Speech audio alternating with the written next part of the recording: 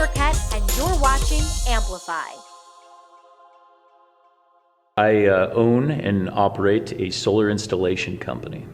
And we basically what we do is we target homeowners with our sales and marketing side, and we provide them a renewable source to go green. We install systems. We're now located in 8 different states, where we've grown from our home base in Washington State. So we launched our business, Solgen Power, based on complete digital marketing, and so our whole strategy was the educational approach. If it could educate somebody and we could drive them to a funnel that would continue to educate them along the process and pop out a lead where one of my sales reps could go and close the deal either over the phone in person, then we knew that it would work. And so we launched based on that premise, and it's been a home run ever since. Yeah. What are a few things you learned on your way to the 8-figure status or multi-millions of dollars in your first year? I mean, so much. So I came from a background of sales and marketing, and when we launched our company, we were going to be an A to Z company, meaning we sold the product, we serviced the product, we put it up on the roof, we find the financing for the customers, we do everything. So there was a lot going in, and really like scalability-wise, as far as bringing in the right people. I think that's probably what sets me apart from most digital marketers, is that our ability to recruit and bring in good people and build systems around an organization chart, systems, processes, everything like that, backed by an extremely effective marketing plan. Okay, well, take us back. You're obviously successful now being at Funnel Hacking Live, accepting an 8-figure award, but has it been an easy path for you to get there? Because just 17 months ago, you started this business, and now you're walking across the stage. Right. I mean, everyone wants to think it's an overnight success, right? But there's always a ton that goes into the foundation. And so I've always been very entrepreneurial. I launched my very first business when I was 24 years old. And it was a door-to-door company. And we expanded very fast. And I launched it in the very perfect year of 2008. Yeah, which, as many know, it was a very terrible time in the economy. Banks clamped down on money and a bunch of different things and made a ton of poor decisions. With partnerships and just competing, trying to be the lowest price but pay the highest commissions to my sales reps, doing all kinds of different stupid things. And ultimately led to the demise of my business. So we were in business almost 2 years.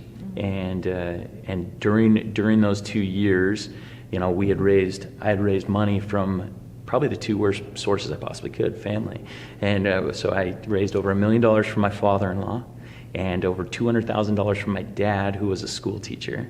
So he didn't have a whole lot of money to give. And so imagine taking that kind of debt on from your own parents, and then later blowing it. And what it ultimately led to me was, 2.5 years later, filing bankruptcy for $2.4 million, and having to go and I still remember the time going and sitting down the couch. I was in the house that me and my wife were living in, and we were renting from my in-laws at that point. And my father-in-law was there, and I'd come to him in tears and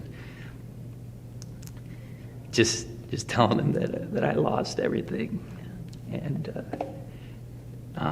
I sometimes I hate telling that story because it makes me emotional, but at that point in my business, I had actually learned what we had done wrong, and I knew exactly the steps that we needed to take to relaunch. But in the current situation, it was virtually impossible. I wasn't making enough money. I'd anchored myself to a couple partners that were making some poor decisions, driving our business in the ground, and so I'm grateful to the U.S. government that allows us to rebound and file bankruptcy, and so that's what I ended up having to do. And that was January 2011, January 26th actually, 2011 is when I filed bankruptcy, and I had less than $1,000 in my bank account. Had my Mercedes CLS 500 repoed right out of my driveway, and me and my third newest child and my wife, we were starting from ground zero, and over the next few years, I took the lessons that I took from that, and how to make smart decisions, staying out of debt, going and putting in the work and not doing things for the glamour or the view of other people. And even though it was terrible and one of the worst experiences of my life, I realized really how it actually was okay. And for me, that is what drives me now. It's just like, I know what it's like to be there, and it's really not that terrible. And so many people create these monsters in their mind of like, what if, and they create this worst case scenario and they imagine it to be so terrible. And like I said, I've lived my worst case scenario.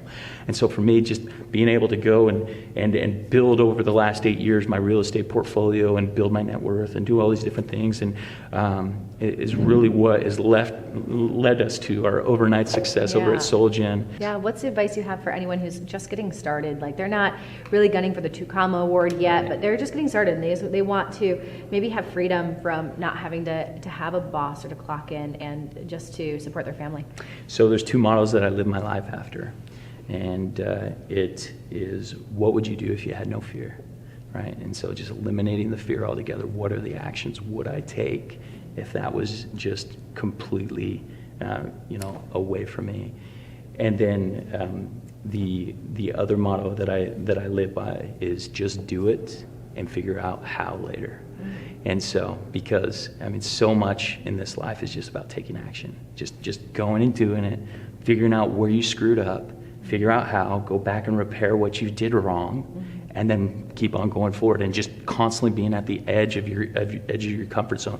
If you can constantly do that, the things that you would do if you had no fear, and then just doing them and figuring out the how afterwards, like, you'll be successful in anything you want to be.